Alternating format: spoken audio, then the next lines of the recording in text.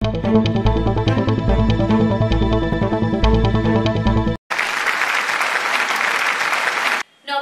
আমি উর্না। শুরু করছি প্যারালাল ঝলক। ডিজিটাল মিডিয়ায় এই প্রথম আপনারা দেখছেন বাংলায় খেলার সেরা বুলেটিন। মোহনবাগানের আবার আইএসএল চ্যাম্পিয়ন হওয়ার দৌড় চলছে। ইস্ট বেঙ্গলের দৌড় চলছে সুপার 6-এ ওঠার লক্ষ্যে। আইএসএল এর সমস্ত খবর এবং সেই সঙ্গে ভারতীয় ও আন্তর্জাতিক ফুটবলের সব খবর নিয়ে আমাদের বিশেষ সেগমেন্ট খেল সকার। শনিবার রাতে ডার্বি জিতে গুয়াহাটির হোটেলে ফিরল সবুজ মেরুন ব্রিগেড। অবশ্য তার অনেক আগে থেকেই হোটেল চত্বরে হাজির মোহনবাগান সমর্থকরা। এমনিতে গুয়াহাটিতে খুব বেশি সমর্থক যাননি, তবে যারা গিয়েছিলেন তাদের অনেকেই চলে এসেছিলেন হোটেলে। ফুটবলাররা ফিরতেই তাদের ঘিরে উচ্ছ্বাস। সেখানেই ফুটবলারদের সম্বর্ধিত করলেন সমর্থকরা। ইস্টবেঙ্গলের অভিযোগ, ডার্বিতেও তাদের রেফারিংয়ের জন্য ভুগতে হয়েছে। তাই ক্ষোভ এবং হতাশা ইস্টবেঙ্গল শিবির জুড়ে। ম্যাচের পরই ভিডিও ক্লিপিং সহ অভিযোগ জানিয়েছে ইনভেস্টর ইমামি। তাই ক্লাবের পক্ষ থেকে আলাদাভাবে অভিযোগ জানানো হয়নি। সোমবার ক্লাবে বিশেষ মিটিং ডাকছে লাল হলুদ ম্যানেজমেন্ট। সেখানেই আলোচনা করে পরবর্তী পদক্ষেপ ঠিক করা হবে। কর্মকর্তাদের বক্তব্য, তারা অনেকবার অভিযোগ জানিয়েছেন, কিন্তু কাজের কাজ কিছু হচ্ছে না। তাই এবার আরও বড় পদক্ষেপ নেওয়ার কথা ভাবছে ম্যানেজমেন্ট। আবার একটা ডার্বি জিতল মোহনবাগান, কিন্তু রেফারিং নিয়ে আবার বিতর্ক। ইস্টবেঙ্গল কোচ অস্কার থেকে কর্মকর্তারা সকলেই সমালোচনায় সরব। আইএসএলের রেফারিং নিয়ে সমালোচনা সর্বত্র। এদিন যে প্রশ্নগুলো উঠল তা হলো, ইস্টবেঙ্গলের কি একটা পেনাল্টি পাওয়া উচিত ছিল না? সৌভিক চক্রবর্তীর দ্বিতীয় হলুদ কার্ডটা নিয়ে কোনো প্রশ্ন নেই, কিন্তু প্রথম কার্ডটা কি ঠিক ছিল? যুক্তি পাল্টা যুক্তিতে এই নিয়ে সরগরম ময়দান। প্রচণ্ড ক্ষিপ্ত অস্কার ব্রুজো। তার দুই স্টপার হিজাজি মাহের ও হেক্টর ইউজ থেকে নিয়ে ধিকি ক্ষোভ জমছিলই। ডার্বির পারফরমেন্সের পর তা তীব্র আকার নিয়েছে। জানুয়ারি উইন্ডোতে স্টপার বদলাতে চান অস্কার। শনিবারের ম্যাচের পর এ নিয়ে কথাও বলেছেন কর্মকর্তাদের সঙ্গে। ইস্টবেঙ্গলে এখন ভিলেন হিজাজি ও হেক্টর। অস্কার দ্রুত এই পরিস্থিতির বদল চান। আবার একটা ডার্বি জিতল মোহনবাগান। সবুজ মেরুনের ঘরের ছেলে হোসে রামিরেজ ব্যারেটো প্রিয় দলের ডার্বি জয়ে জানালেন তার প্রতিক্রিয়া। It was played in Guwahati, it was not in Kolkata.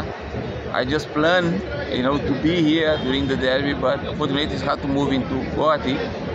I think all players are quite sad for that reason.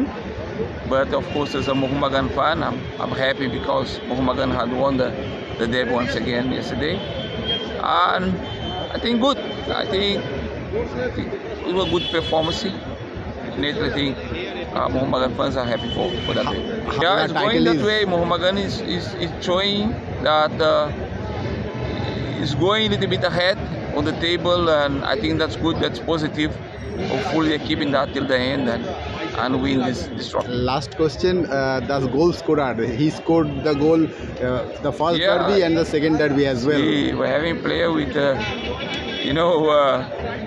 with enormous quality. He knows where to be and how to scoring goals. So that's not a surprise, that he's been scoring goals, and that's good that also he's scoring goals in the important times for Mohammedan. Okay, thank you. শনিবারের ডার্বিতে তার প্রিয় দল হারল, তবে বাইচুং ভুটিয়া হতাশ হতে নারাজ। তার বক্তব্য, তার আশা ঠিকই ঘুরে দাঁড়াবে ইস্টবেঙ্গল। আই থিঙ্ক ইস্টবেঙ্গল নতুন টিম আছে, নতুন কোচ এসেছে। আই এম শিওর ইস্টবেঙ্গল নিশ্চয়ই একটু সময় লাগবে, অ্যান্ড ইন ফিউচার ডেফিনেটলি ভালো হবে। এই বছর অনেক ভালোই টিম করেছে, রেজাল্ট পাচ্ছে না, একটু আনলাকির জন্য, বাট আমি পুরো আশা আছে ভালো রেজাল্ট হবে। Thank you. আবার একটা ডার্বি হারল ইস্টবেঙ্গল। স্বভাবতই দারুণ হতাশ লাল হলুদ। হতাশা চেপে রাখতে পারলেন না ইস্টবেঙ্গলের ঘরের ছেলে অ্যালভিটো ডি কুনাও। ডার্বিতে আবার একটা হার ইস্টবেঙ্গলের, কিভাবে দেখছো কি বলবেন? দেখো, আমি জানি ইস্টবেঙ্গল কালকের ম্যাচটাই হেরেছে, কিন্তু ইস্টবেঙ্গল যথেষ্ট ভালো খেলেছে। কিন্তু এইগুলো বলে তো লাভ নেই, হার তো হারই হয়। বাট ইটস ভেরি স্যাড কি ইস্টবেঙ্গল এই বছরই অনেক নিচের পজিশনে স্ট্রাগল করছে। এখন অব্দি টপ 6-এ আসবে কি আসবে না, এগুলো অনেক কিছু প্রশ্ন থাকছে। তারপরে নেক্সট ম্যাচ আরও FC Goa away match, Souvik নেই, হয়তো অনেক প্লেয়াররাই থাকবে না। So once again it's a big loss for East Bengal. আশা করছি যত তাড়াতাড়ি ইস্ট বেঙ্গল কামব্যাক করতে পারে ততই ভালো, but then so far things are not really going in favour of East Bengal. East Bengal ডিফেন্সটাকে কি একটু বেশি শেকি লাগলো তোমার? আমার মনে হয় এই বছর যেভাবে টিমটা সাজানো হয়েছে সেই জায়গায় ইস্ট বেঙ্গল কর্মকর্তা বড় কিংবা যারা ইনভেস্টার্সরা ওদের একটা বোঝা উচিত ছিল কি কি হেক্টরকে নেওয়ার আগে একটা 10 বার অন্তত একটা ভাবা উচিত ছিল কি হেক্টরকে আমরা নেব কি নেব না। যেই প্লেয়ারকে মোহনবাগান রিলিজ করে দিচ্ছে ওই প্লেয়ারকে নিয়ে লাভ কি, তার বয়স কিন্তু কম না, তার বয়সে অনেক ফ্যাক্টর। তো আমার মনে হয় এই জায়গায় কিন্তু একটা অনেক চিন্তা ভাবনা, কারণ হিজাজিকে হয়তো অনেকজনই বলে হিজাজিকে কেন রেখেছে, লাস্ট ইয়ার ভালো খেলেছে ঠিক আছে, বাট হয়তো তখন একটা মাইন্ডের মধ্যে চলছিল একটা এশিয়ান কোটা প্লেয়ার লাগবে, হঠাৎ করে আইএসএলের রুল এসছে কি এশিয়ান প্লেয়ার ম্যান্ডেটরি না, তো ওই কারণে হয়তো ওকে সই করানো হয়েছে। বাট এই যে দুজনের কম্বিনেশন কখনো কিন্তু ক্লিক করা যাবে না, because they are both very slow. হয়তো একজন রাইট ফুটার একজন লেফট ফুটার, বাট যথেষ্ট ওরা স্লো, সো স্পিডি স্ট্রাইকারের সাথে সবসময় ওরা স্ট্রাগল করবে। বাট যাই হোক, এটা যদি খুব তাড়াতাড়ি চিন্তাভাবনা করা হয়, I think that will be maybe helping East Bengal in the coming months before they decide whether they will qualify for the knockouts or not. তুমি তো অনেক ডার্বি খেলেছো এবং বহু ডার্বির নায়কও ছিলে, সেখানটায় কালকে যে প্লেয়াররা খেললো তাদের কনফিডেন্স লেভেল মানসিকতা দেখে কি তোমার কি মনে হলো সেরকম ডার্বি ম্যাচের মতো ম্যাচ খেলতে নেমেছে? দেখো, আমি সকালবেলা এই ম্যারাথনে আসার সময় আমি আর ব্যারেটো একসঙ্গে এসছে, আমরা এই ডার্বি নিয়েই কথা বলছিলাম। মানে আমি কসবা থেকে স্টার্ট করেছিলাম, লেক টাউন অবধি একটাই কথা, সেটা হচ্ছে ডার্বি নিয়ে। মানে খুব অদ্ভুত ব্যাপার, কালকে ডার্বি মনে হলো না এটা ডার্বি, কারণ একটা টাইমে 11v11 যখন খেলা হচ্ছিল তখন কিন্তু একটা জোশ ছিল সবাইয়ের মধ্যে, চল আমরা একটু এই ভালো খেলবো, এন্ড টু এন্ড আমরা সিচুয়েশনস ক্রিয়েট করবো। কিন্তু কালকে ইস্ট বেঙ্গল 10 জন হওয়ার পরই বা মনে হচ্ছে মোহনবাগান 1 গোলের জন্য they are happy, 3 point is what matters to them. এইগুলো হয়তো ফরেন কোচ যারা এসছে ওরা হয়তো এইসব ডার্বির ব্যাপারে কিছু একটা বোঝাতে পারছে না, বাট আমরা এই যে ডার্বির ফ্লোটা কিংবা ডার্বির যে ফিলিংসটা যেভাবে দেখতে চাই সেটা নেই। হয়তো বাঙালিরা অনেক কমিয়ে গেছে, এর জন্য হয়তো নেই, কিন্তু বাঙালিরা যদি কমিয়ে যায়, আমি যদি বলি আমি তো একজন গোয়ানিজ, যখন এসছিলাম তখন তো আমি গোয়ানিজ ছিলাম, হয়তো এখন সবাই বলে আলবিটো বাঙালি হয়ে গেছে, বাট যখন এসছিলাম গোয়ানিজ ছিলাম আমি। বাট তখন তো আমার মধ্যে একটা জিল ছিল কি আমি চল আজকে মাঠে যখন যাব এত দর্শককে দেখে আমি একটা নিজেকে মোটিভেট করব, ইন্সপায়ার করব, সেটাই কিন্তু করে আমরা ম্যাচটাকে বার করেছে। কে ছিল না সেটা ম্যাটার করে না, বাট আজকালের প্লেয়ারের মধ্যে আমার মনে হয় সেটা মোহনবাগান ম্যাচ হোক কিংবা যে কোনো টিমের সাথে ম্যাচ হোক না কেন, ওদের কাজ হচ্ছে 90 মিনিটের জন্য আমি মাঠে যাব, খেলবো, বাড়ি চলে যাব। মোহনবাগানে দীর্ঘদিন খেলেছেন, সামলেছেন সবুজ মেরুনের গোল দুর্গ সেই শিলটন পাল মোহনবাগানের ডার্বি জয় নিয়ে জানালেন নিজের প্রতিক্রিয়া। কালকের ডার্বি তো দেখলে, কিরকম দেখলে, কি মনে হলো? প্রথম কথা, ডার্বিটা বাইরে চলে যাওয়া আমাদের জন্য খুবই ছিল, দুঃখজনক ছিল ফার্স্ট অফ অল, কেননা আমরা এক্সপেক্ট করেছিলাম যে ডার্বি কলকাতায় হবে, আমরা ডার্বিটা দেখতে যাব, এটা আমাদের কাছে বড় একটা লস। বাট এটা বলতে গেলে যে হ্যাঁ, এক্সপেক্টেড ছিল মোহনবাগান জিতবে, মোহনবাগান যেভাবে এখন স্টার্ট করেছে, যেভাবে খেলছে এবং কামিং ডেজে মোহনবাগান এত স্ট্রং যেভাবে, এর বিকল্প এখন মনে ভাবাই যায় না।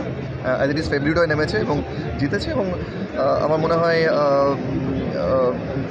মানে যে ইনিশিয়েটিভ যতটা এগিয়ে গেছে মোহনবাগান, এখন যতটা পয়েন্ট এগিয়ে গেছে, আমার মনে হয় আর কোনো প্রশ্ন আর কোনো অসুবিধা নেই মোহনবাগানের।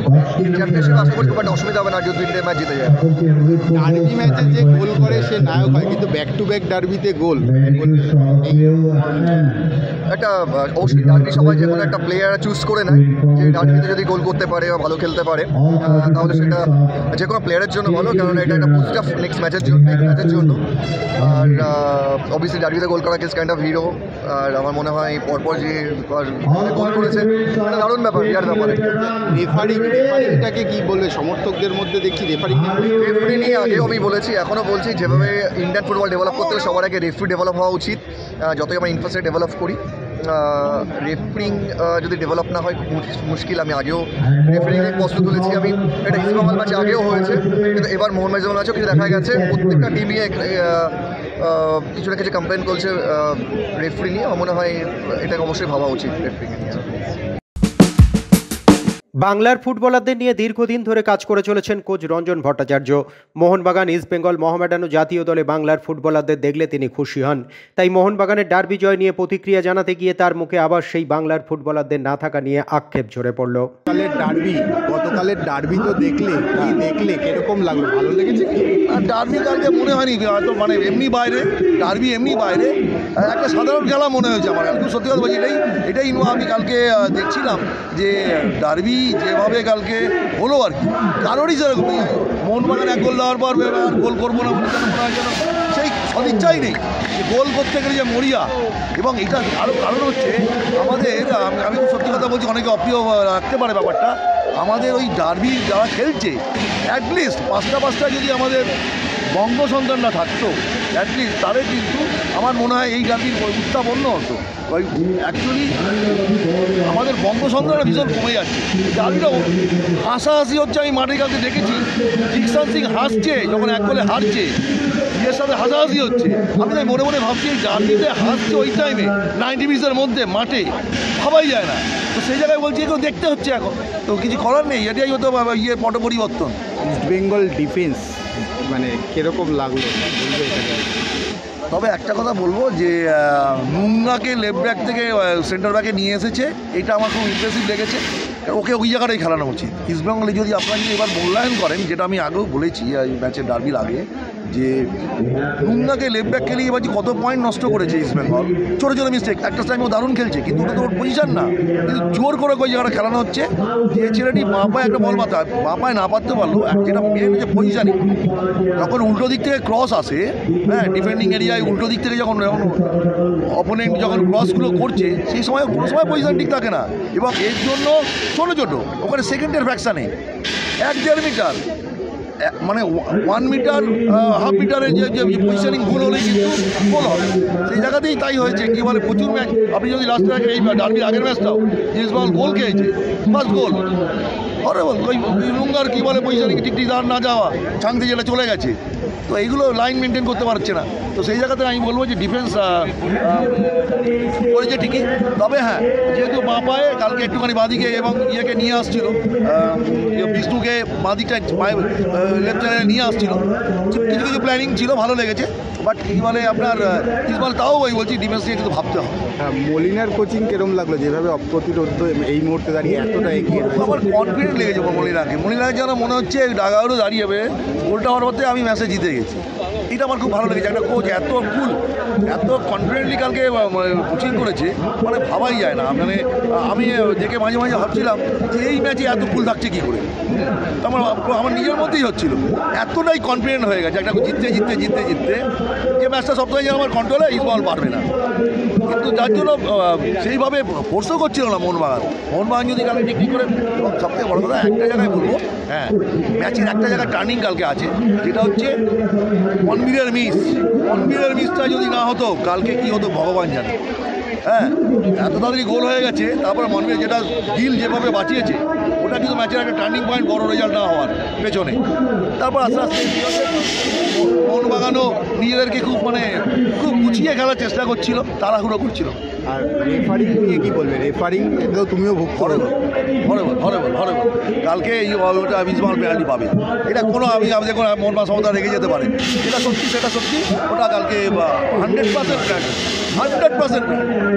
শেষ প্রশ্ন করবো যে যেভাবে বড় ম্যাচে ডার্বিতে গোল করা মানেই স্টার হওয়া, এবং ব্যাক টু ব্যাক ডার্বিতে গোল, কী বলবে? হ্যাঁ, সে তো অবশ্যই। কী বলে ওই যেভাবে ওই বললাম, আবার ওই ডিফেন্স ওই জায়গাটা আসবেই, যেভাবে গোল পেয়েছি এইভাবে ভাবতে হবে।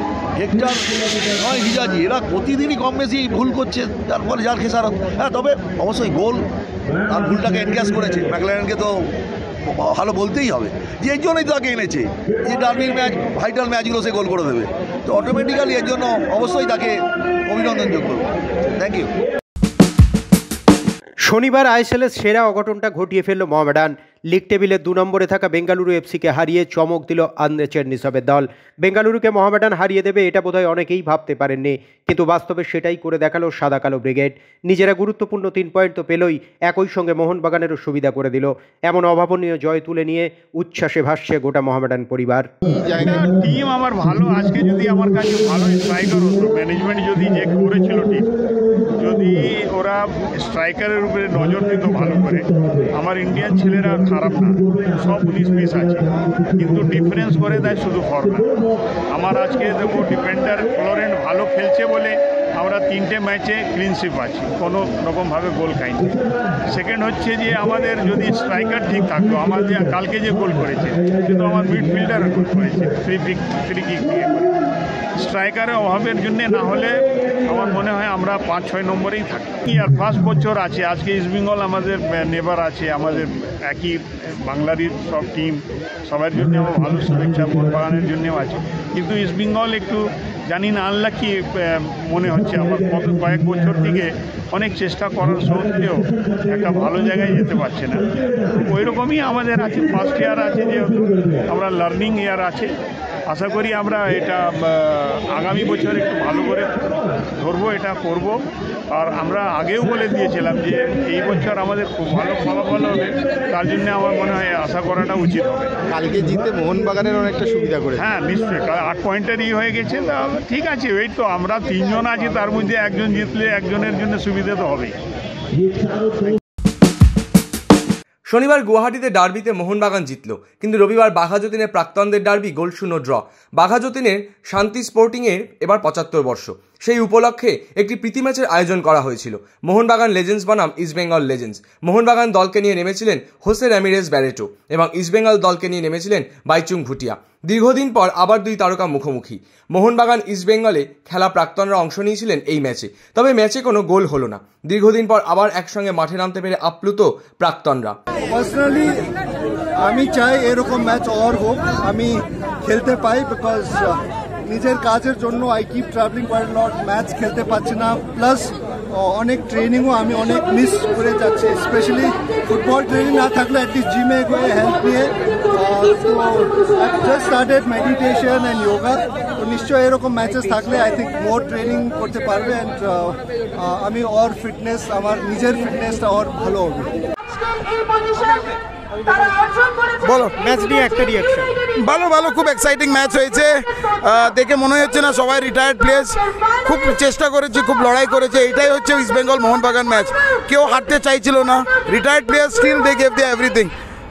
অসাধারণ ম্যাচ, আমি খুব ভালো ফিল করছি। আর মনে হচ্ছে মানে আরও অনেক এরকম এক্সিবিশন ম্যাচ যদি হয়, তাহলে আমাদের ফিটনেস একটু বাড়বে আর আমাদের খেলাটাই আরও ইমপ্রুভ হবে।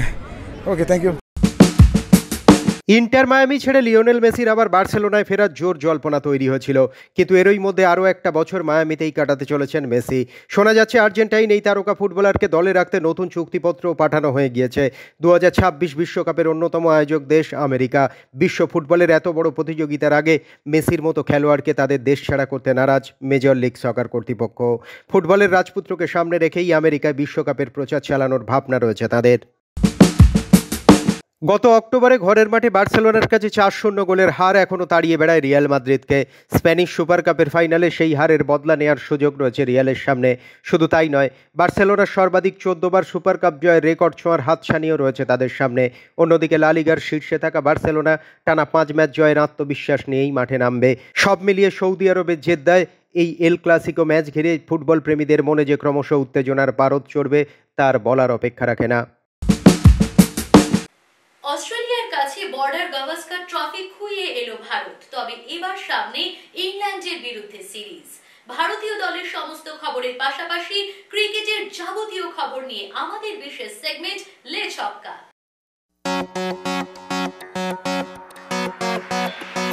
ভারতীয় ক্রিকেটে আবারও ধাক্কা। আসন্ন চ্যাম্পিয়ন্স ট্রফির গ্রুপ পর্বের ম্যাচ থেকে ছিটকে গেলেন জসপ্রীত বুমরা। সিডনি টেস্টের সময় পিঠে চোট পেয়েছিলেন তিনি, এখনও পিঠের কিছুটা অংশ ফুলে রয়েছে। তাকে চিকিৎসার জন্য বেঙ্গালুরু জাতীয় ক্রিকেট একাডেমিতে পাঠানো হয়েছে। সেখানে ভারতীয় ক্রিকেট বোর্ডের চিকিৎসকরাই চিকিৎসা করবেন তার। বুমরার পুরোপুরি সেরে উঠতে 6 সপ্তাহ মতো সময় লাগতে পারে বলেই মনে করা হচ্ছে।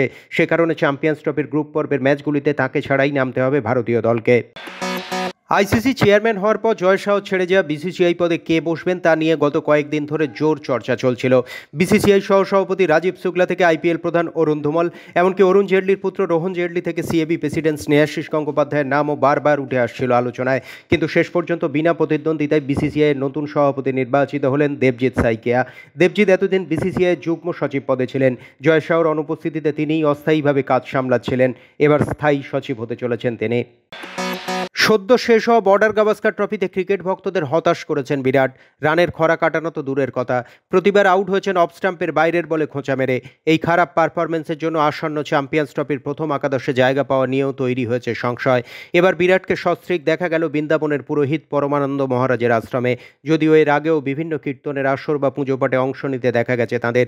সোশ্যাল মিডিয়ায় এই ভিডিও ভাইরাল হতেই নেটিজেনদের তোপের মুখে পড়েছেন বিরাট। অনুষ্কা শর্মা অভিনীত পিকে সিনেমার উদাহরণ টেনেও ট্রোল করেছেন অনেকেই।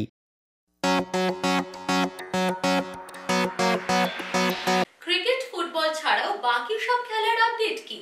দাবা, হকি, ব্যাডমিন্টন সব খেলার খবর নিয়ে আমাদের বিশেষ segment wing play.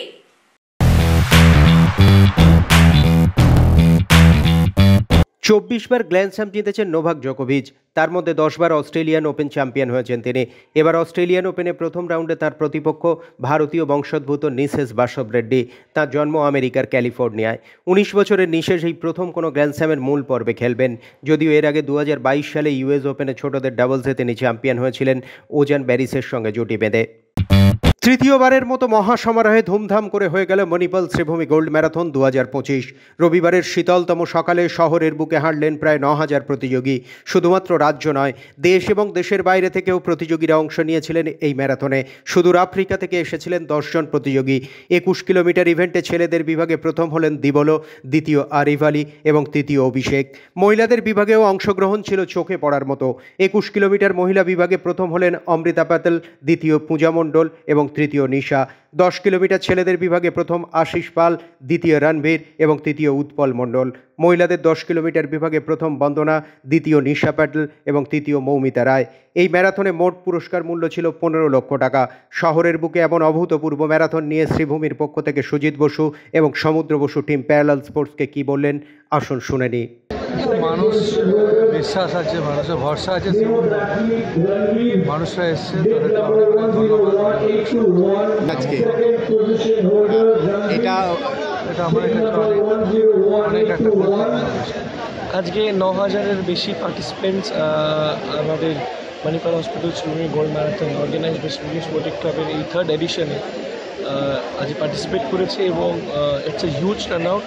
Not only fun run, যেটা আপনার দেখি মাস পার্টিসিপেশন হয়ে থাকে, যেটা আমাদের প্রফেশনাল রান 10 কিলোমিটার এবং 21 কিলোমিটার, সেখানেও আপনারা দেখেছেন হিউজ টার্ন আউট যেখানে হয়েছে, যেখানে 10 ক্ষেত্রে তো ম্যাসিভ পার্টিসিপেশন এবং 21কেও পার্টিসিপেশন আমাদের বেড়ে চলেছে। So that is the best part, এত মানুষ আসছে, তারা পার্টিসিপেট করছে এবং শ্রীভূমি স্পোর্টিং ক্লাব শ্রী সুজিত বসু তার যে ইনিশিয়েটিভ সেটাকে মানুষ সাড়া দিচ্ছে। তাও মানুষের এত সাড়া পেয়েছি এবার 9000+। সুতরাং এখন থেকে কী হয় না, মোটিভেট করে নেক্সট ডেটে আরও বেটার করতে হবে। মণিপাল শ্রীভূমি গোল্ড ম্যারাথন 2025-এর মঞ্চে উপস্থিত ছিলেন বাংলা তথা ভারতের শ্রেষ্ঠ ক্রীড়াবিদরা। অলিম্পিয়ান শুটার জয়দীপ কর্মকার, তীরন্দাজ রাহুল বন্দ্যোপাধ্যায় ও দোলা বন্দ্যোপাধ্যায়, অ্যাথলিট সোমা বিশ্বাস ছাড়াও ছিলেন ফুটবল ময়দানের পরিচিত মুখ হোসে বেরাটো এবং অ্যালভিটো ডিকোনা। শহরের বুকে এমন ম্যারাথনের আয়োজনে অংশ নিতে পেরে খুশি তাঁরাও। উচ্ছ্বাসে ভাসলেন, পা মেলালেন প্রতিযোগীদের সঙ্গে। প্যারালাল স্পোর্টসের ক্যামেরায় ধরা পড়ল সেই আবেগঘন মুহূর্ত এবং তাদের অভিব্যক্তি। আসুন শুনে নি কি বলছেন তারা। Amazing event once again organized by Shirubhumi Sporting Club and along with Sujit Ghosh. He's always taking brilliant initiatives when it comes to supporting sports. So happy to be here. দ্বিতীয় বছর, লাস্ট ইয়ারে আমি এখানে ছিলাম। The best part about this marathon is that 6টার সময় marathon রেসটা শুরু হয়ে যায়, দ্য ফ্ল্যাগ অফ হয়ে যায়। সুজিতদা যেভাবে এই ম্যারাথনকে অর্গানাইজ করছে dot on time, this is something I think which is very professional. সবাইকে টাইমিং মেনটেন করা উচিত। শ্রীভূমি ম্যারাথন যেভাবে নাম করেছে, এটা আমি বলবো যে প্রত্যেকটা মানুষ 8 to 9000 মানুষ এসছে, পার্টিসিপেট করেছে। শুধুমাত্র আমাদের এখানকার লোক না, দেশ বিদেশের লোকেরাও এসছেন। এটা বিরাট বড় ইনিশিয়েটিভ এবং কামিং ডেজে আরও বড় জায়গায় যাবে অবশ্যই। रियली प्राउड फील कर रहा हूँ। This is been a pleasure actually. Life में मैं पहली बार एक्चुअली मैराथन पे ऐसा एक पार्टिसिपेशन हो रहा है। सो इतना लाइव एंड एनर्जेटिक जो एटमॉस्फेयर जो है, really surprised and very happy for that. এত ব্যস্ততার মধ্যে যে ম্যারাথনটা করছে স্পোর্টস অসাধারণ একটা উদ্যোগ। সবাইকে ফ্যান্টাস্টিক। কলকাতার শীতটাও একটু ভালো পড়েছে এখন, সেই সকালে একদম 7 সকালে নয় 5 সকালে সবাই একত্রিত হয়ে এখানে ম্যারাথন, যেভাবে শ্রীভূমি গোল্ড ম্যারাথন প্রত্যেক বছর আসি, প্রত্যেক বছর দেখি প্রায় সংখ্যায় ডবল হয়ে যাচ্ছে। সুজিতকে ধন্যবাদ জানাই, শ্রীভূমি স্পোর্টিং ক্লাবকেও, যে এরকম একটা অর্গানাইজ করেছেন একটা রান। শুধু রান ছাড়াও যেটা একটা অ্যাওয়ারনেস বলতে পারো, পিপল অ্যাওয়ারনেস, তারা হেলথ সম্বন্ধে সচেতন হবে, আর হেলথ ঠিক থাকলে মাইন্ডও ঠিক থাকবে। আমি তো অনেক ম্যারাথনে গিয়েছি, সরকারের ম্যারাথনও হয়, তবে ছোটো বড়ো করার মতন না, কিন্তু এটা অনেক ওয়েল অর্গানাইজ। তো সবাই আসছে, ছোটো বাচ্চা থেকে বয়স্ক লোক সকলের পার্টিসিপেশন এখানে দেখে ভালো লাগছে যে মানুষ অ্যাওয়ারনেসটা বাড়ছে ফিটনেসের দিকে এবং তারা নিজেকে সুস্থ রাখার চেষ্টা করছে। ভালো লাগলো। আগে ফান রানে অনেক লোক থাকতো, ফান রান থেকে লোকেরা 10K আর 21K আর 5K তো দেখছি প্রচুর লোক দৌড়চ্ছে। সেটা যে আমরা এই ট্রানজিশন করতে পেরেছি আর লোকেদের মধ্যে এই জাগরুকতা এসছে কি আমরা দৌড়ই, খুব বিশাল একটা জিনিস, আর ভেরি ওয়েল অর্গানাইজ দেখছি। আমি সত্যি অভিভূত যে এরকম, এবং সবথেকে বড় কথা হচ্ছে কে নেই কলকাতা, মানে ক্রীড়া সমাজকে তো এক করেছি, পাশাপাশি এই ম্যারাথনকে কেন্দ্র করে হাজার হাজার মানুষকে কি বলে এখানে ইনভলভ করে দিয়েছে।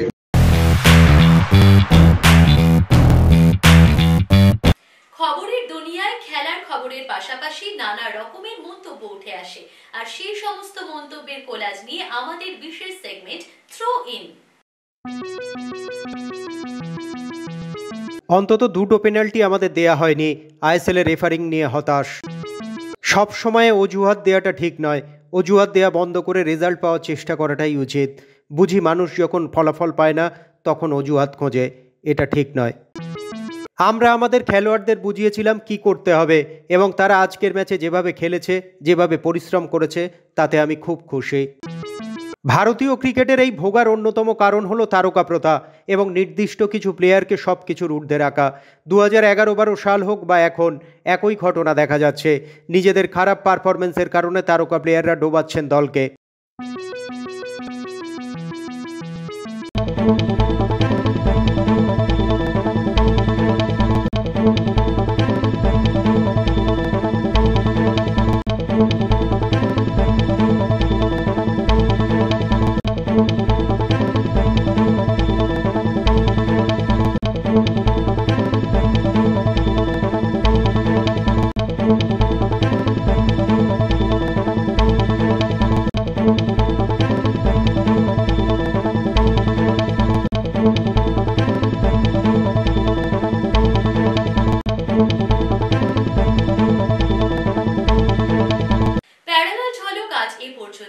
খেলার দুনিয়ার যাবতীয় সব খবর নিয়ে দেখতে থাকুন প্যারালাল ঝলক প্রতিদিন রাত 10টায়।